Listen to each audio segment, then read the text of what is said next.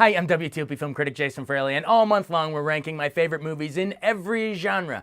30 genres over 30 days, and today we're breaking down my favorite horror movies. Now, of all the lists, I'll admit this was the hardest to narrow down to 25, probably because on every Halloween we do the top 50 scariest movies on WTOP, and then it was like, how do I cut out half of this list? There's so many good ones like The Wicker Man and Paranormal Activity and Saw and all these Blair Witch Project, like all these movies, Audition, all these movies where we were like, they're so good, but then when he had to cut it to 25, I'm sorry. I had to cut some of my favorites. So instead, we went with the cream of the crop, and that includes here slasher flicks. So it's probably one of the first things that comes to mind when you think of a horror movie is those great slasher killers. So like Michael Myers in Halloween with that scary, scary, scary music. The dun dun dun dun dun dun dun dun dun dun dun. I mean, John Carpenter not only directs the movie, he composed the score. How creepy is that? And yes, I know some of it might be dated, like some of the music when it's like ding ding ding, but it's okay. I promise.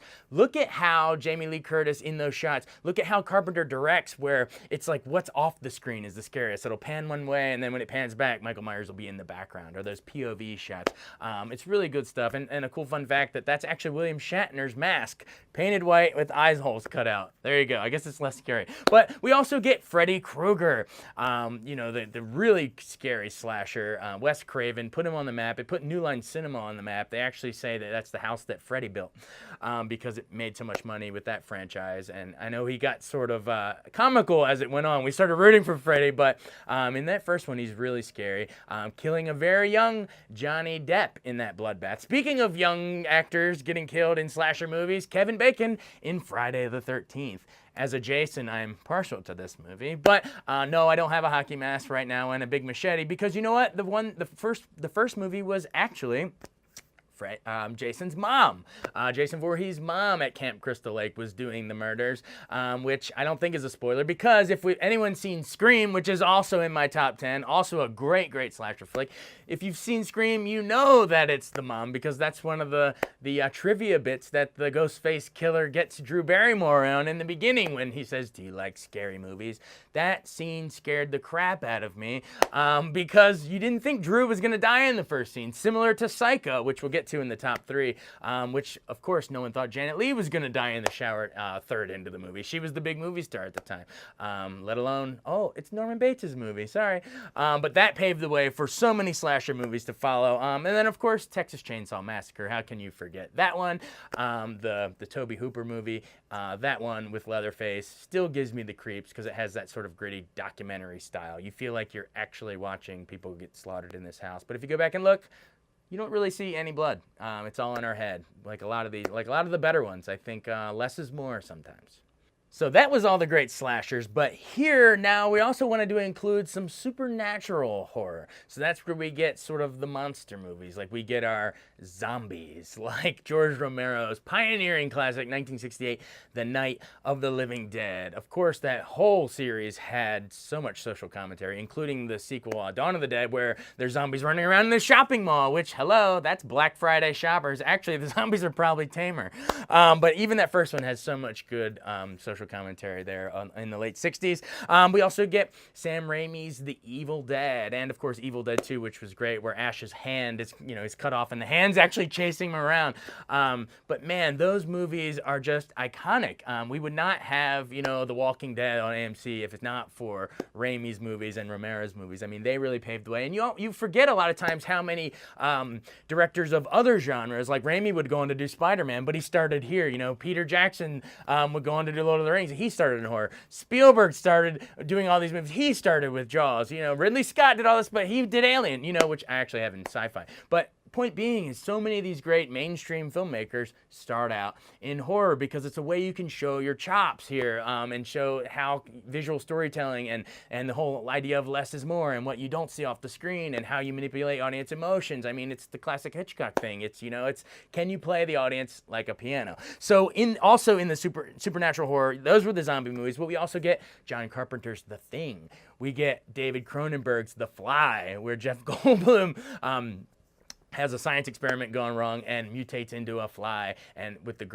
one of the greatest horror lines ever, which is, "Be afraid, be very afraid. I love that as a tagline. Then we also get sort of the other supernatural like spirit realm. So we get like The Haunting, which is the Robert Wise 1963 horror movie, where you don't really see anything other than maybe a door slamming and a crack going down the wall, but it's still really scary on how it's sort of that House on Haunted Hill thing. I think The Haunting is the best of that. Then we also get newer ones than that, like Steven Spielberg's Poltergeist.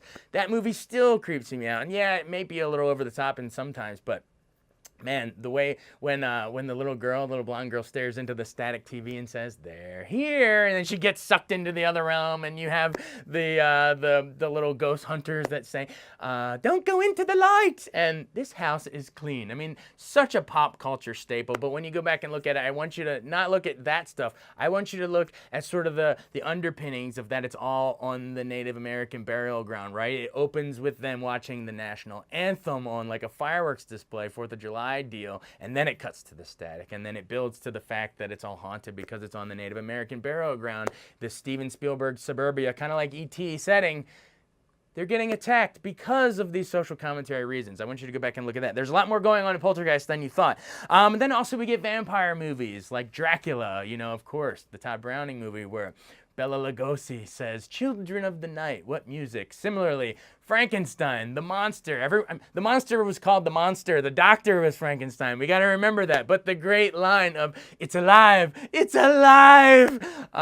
Can't think of Gene Wilder's. But think of that without Gene Wilder spoofing Young Frankenstein. But come on, those have to be there. And then, of course, Carrie. We start going to the really biblical stuff where the mom, Piper Laurie, is so freaky. And yes, Carrie has her little telekinesis powers, but it's the mom who's so scary. She's this really strict religious, almost like too overly like strict religious, just going after Carrie, keeping her locked in her room and saying, "Eve was weak, say it, Eve was weak," and it creeps me out. In the end, she gets on the crucifix symbolism. That was Stephen King's breakthrough movie, and every time I watch it, yeah, we get the hand coming out of the grave, but that last scene, it was filmed backwards to make her look even creepier. The big figure 8 shot that the camera moves in a figure 8 before we get to the blood that dumps on her at the fiery prom finale. And to me, the opening, the way Brian De Palma, it's a slow motion in the steamy shower room. That music too, and we just get in, and she has her first period, and all the girls making fun of her. Yes, it's a great horror movie, but I don't think there's been a better depiction of high school bullying too. I mean, there's a lot going on in that movie too. De Palma slayed it, and then of course we'll get into a couple other ones in the top 3, but just outside the top 5 actually, The Omen. This movie, I think, is underrated. I think everyone thinks of it as a horror movie, a scary horror movie, but man, the way that Richard Donner directs this is so, I think it's so well done. We get the slow unraveling where Gregory Peck and Lee Remick as the parents slowly realize their son is the Antichrist, their adopted son, switched at birth. But to me, nothing is more suspenseful than when Gregory Peck has to go home. He suspects Damien is the Antichrist. He has to go up, sneak in the room with the scissors and looking for the 666 in the hair. And the nanny, the guardian, is sleeping in the other room with the door open, and you just know she's going to jump on him. But it gets me every time. I think it's just, man, in terms of supernatural horror, it doesn't get better than that. And with that theme, too, that Jerry Goldsmith Oscar-winning Ave Satani, let's go to the next question. I'm too scared. Now, picking a top 3 here was really hard. On the bubble, in the top 5, I put Jaws at number 5. It's so scary. If you want to isolate it a certain scene, I think Bravo picked the opening shark attack, Chrissy's last swim, where she's getting yanked underwater with that theme, and she's going and then goes under. Man, Bravo ranked that the scariest scene of all time. I have to agree that those shark attacks were so scary, and thankfully the shark didn't work, because you were supposed to see the mechanical shark bruise so much more during the movie. I think it would have ruined it. I think the reason it worked so well, and Spielberg learned the lesson early, was because it didn't work. And so instead, he had to replace it with those underwater POV shots set to John Williams' 2-note score. Dun, dun, dun, dun, dun, dun. Isn't that much scarier? You should, every time you go to the movie and nowadays and you see other directors not doing that, when they're showing you everything right away, you should roll your eyes and say, why didn't you learn the lesson from Spielberg? But the second half is like a Moby Dick adventure, so it felt weird to put it too high, but I wanted it in the top 5. Jaws is number 5. Number 4, Stanley Kubrick's The Shining. I know a lot of you would probably have that in your top one or two. Again, at this point, it could be all interchangeable. The Shining is so masterful. Jack Nicholson is Jack Torrance, where he says, "Wendy, light of my life, I'm not gonna hurt you. I'm just gonna bash your freaking brains in." I mean, he's so creepy, you know. All work and no play makes Jack a dull boy. Of course, we get the visions of blood coming down the hallway, and little Danny Torrance, Mrs. Torrance, red rum, and he sees he's riding the tricycle in those great Kubrick Steadicam tracking shots, and he sees the little creepy twin girl ghosts. Of course, we have the horrific revelations of room 237 when Nicholson goes in there and he thinks he sees this beautiful woman bathing in the tub, and then once he kisses her, it's kind of like the red woman in Game of Thrones. Think about it. But man, oh man, the more I mention this stuff and the music and the Overlook Hotel and the outside, the finale in the garden with the garden maze.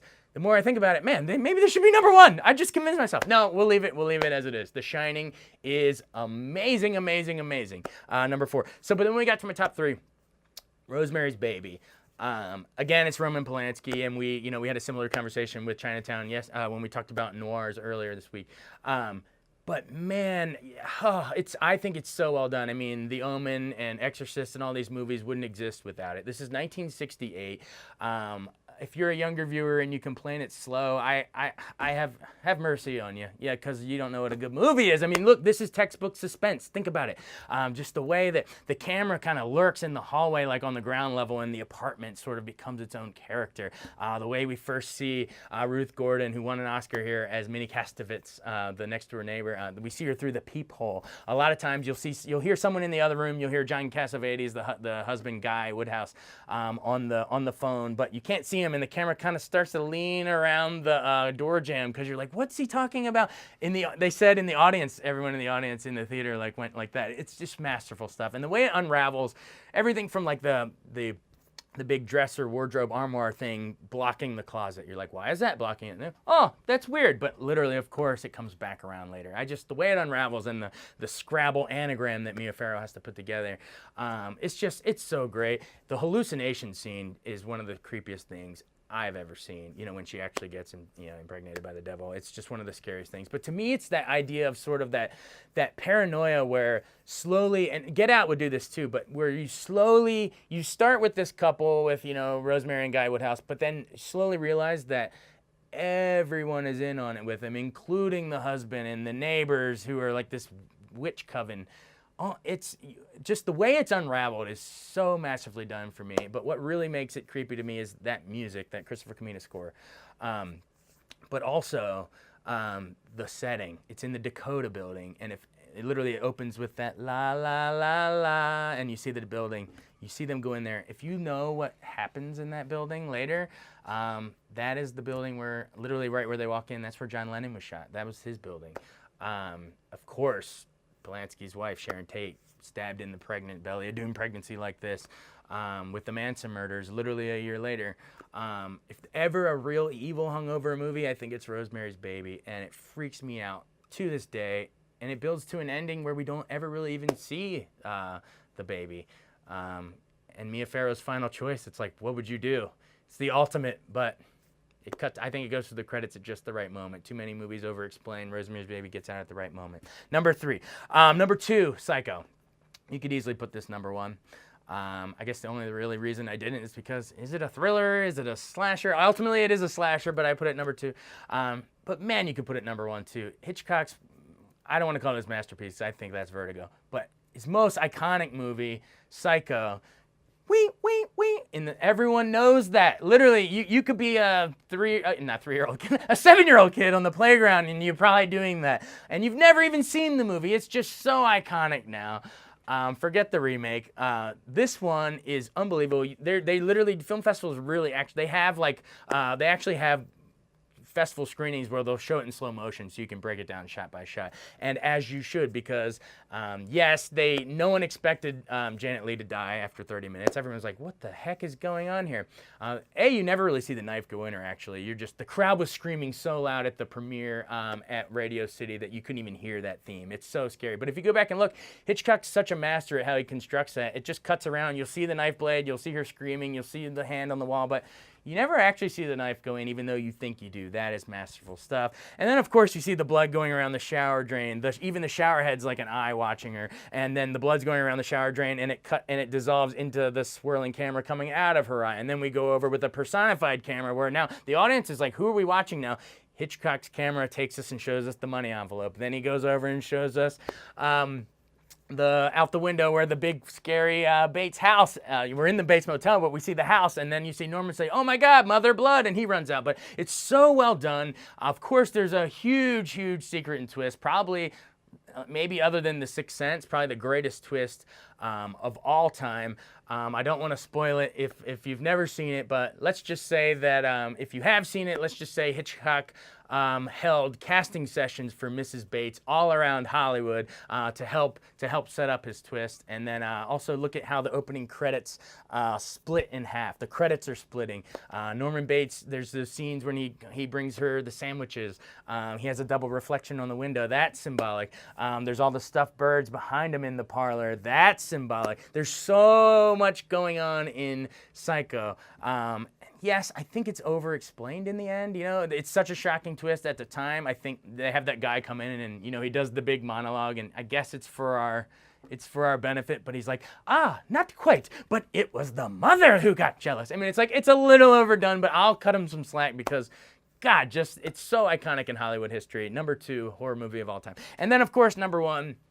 I think it's the default pick, but in this case, I think it's the right one. The Exorcist. People were vomiting in the theater when it came out. People were literally freaking out and having fits in the theater. I think in hindsight, I think it's still scary, but I think in hindsight, it's almost easy to underrate how shocking this movie was when it came out in 1973. You have William Friedkin, who actually Skyped with us for about an hour. Google that when you get off here. It was a great, awesome conversation about how he made The Exorcist. That's when they dedicated the steps in Georgetown. Again, it's a local favorite. They dedicated it as a local monument. But man, the way he directs this is right after he had just won Best Picture in 1971 for The French Connection.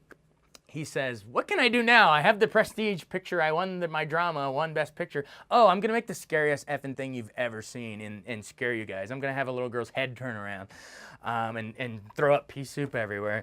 But it's funny. He said that he never set out to make a horror movie. He viewed it as a movie about the mystery of faith. And if you go back and watch Father Karras and even Max von Sydow as the title Exorcist, who arrives and does the power of Christ compels you. But if you look at that through that lens, it's a pretty profound movie, actually, about the mystery of faith. Also, obviously, Father Karras making the big sacrificial act at the end, and, jumping out the window down the stairs. We also get, Linda Blair as the little girl. Actually, I think she won the Golden Globe. How often does that happen as a child actress? Even Haley Joel Osment couldn't pull that off. She didn't win the Oscar. And then, of course, Ellen Burstyn as the mom is just so darn good in this movie. And just that, the fear the mother has, she's giving all the tests. Something's wrong. Why is she's convulsing on the bed? And everyone says, oh, she must just have a medical condition. She's like, no, my daughter is flopping around on the bed. Things are moving across the room. Her head's turning around and she's doing creepy things with a crucifix. Like, this is not my daughter. Figure it out. It's sort of that faith versus science. And man, it's just one of the scariest movies. Still to this day, when you adjust for inflation, one of the top 10 grossing movies ever. The Exorcist, I don't think it'll ever be unseated as the scariest movie of all time. It is, when you think of a horror movie, oh, The Exorcist, those tubular bells. Exorcist, scariest movie I've ever seen. See my full top 25 horror movies on WTOP.com's entertainment page. Check out the blog and let us know what you think we got right and wrong and what your favorite horror movie is. And then tune in tomorrow as we break down a different genre, my favorite, musicals.